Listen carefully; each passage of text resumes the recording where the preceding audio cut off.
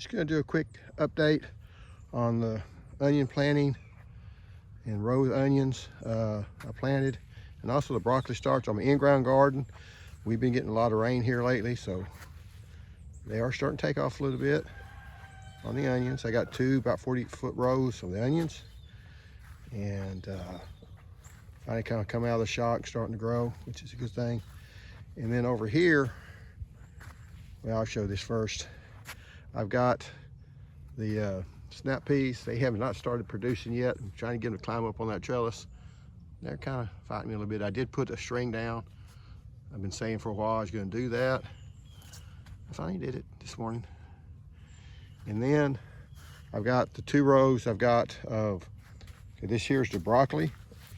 The broccoli is just starting to, I don't know if you can see that or not, just starting to head.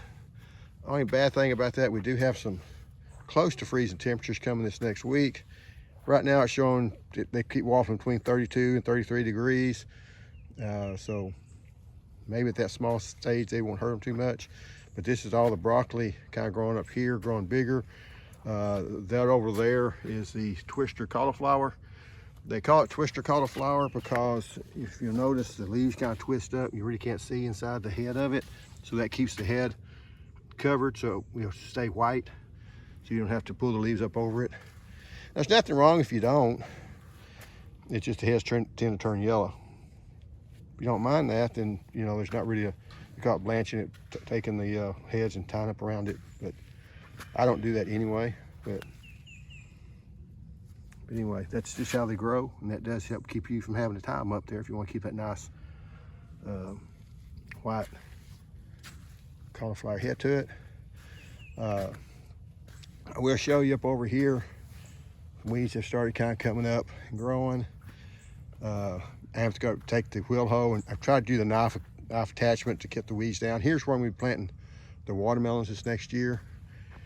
And then over here is where we're planting the tomatoes. And I'm thinking I can get 4 rows in here. So I can have a row of each. I have a row of paste tomatoes, a row of, and I've also put down some horse manure through here.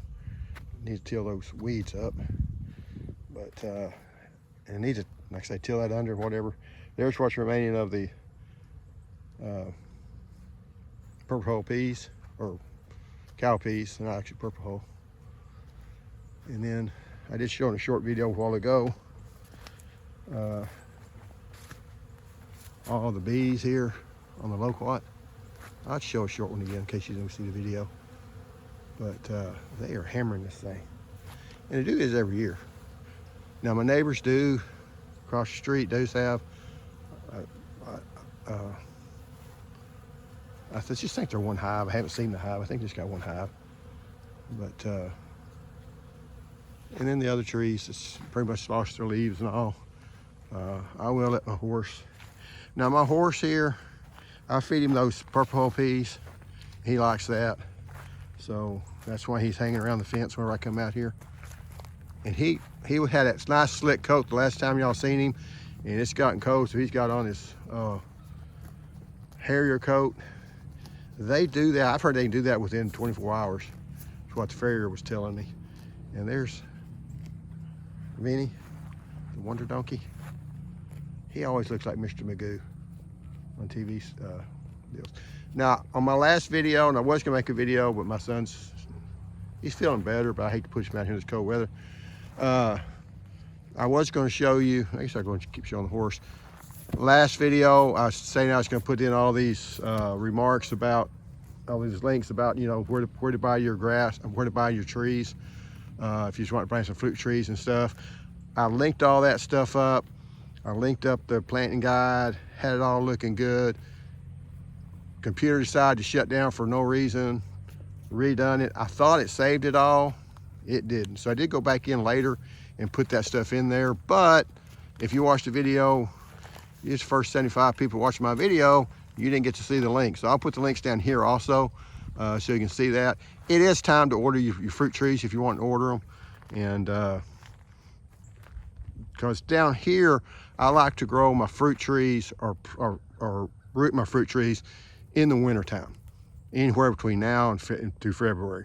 That way, you got a chance for your trees to go ahead and root, get the roots starting to growing before it ever blooms out. Give it time to settle down.